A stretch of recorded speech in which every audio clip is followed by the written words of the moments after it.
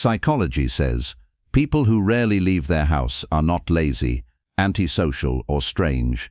In many cases, their brain is operating in a way that makes the outside world feel heavier, louder, and more mentally expensive than it does for others.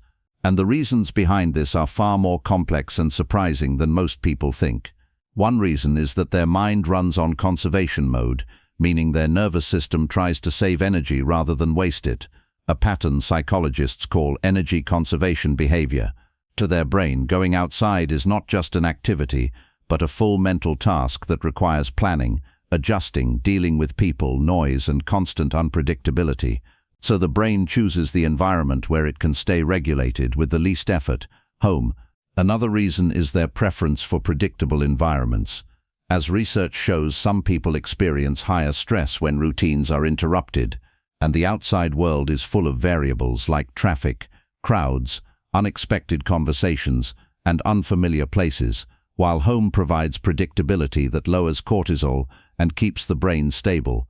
Some individuals also process the world more deeply, analyzing sounds, people, movements, and subtle social cues, which burns mental energy quickly and makes them gravitate toward environments where their mind does not need to stay on high alert, allowing home to become the place where their brain can finally breathe.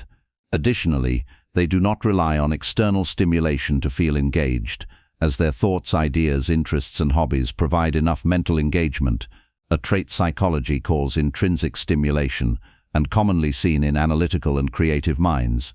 They also process social energy differently, not because they dislike people, but because navigating eye contact, body language, tone changes, and expectations requires more mental energy. So they minimize unnecessary social exposure to avoid cognitive overload, which is intelligent self-regulation rather than avoidance.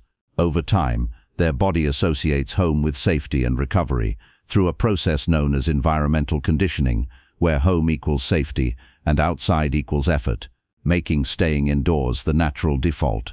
So, if you are someone who rarely leaves the house, you are not weak. Your brain simply values energy, clarity, and emotional balance more than constant movement, and some minds function better in calm environments.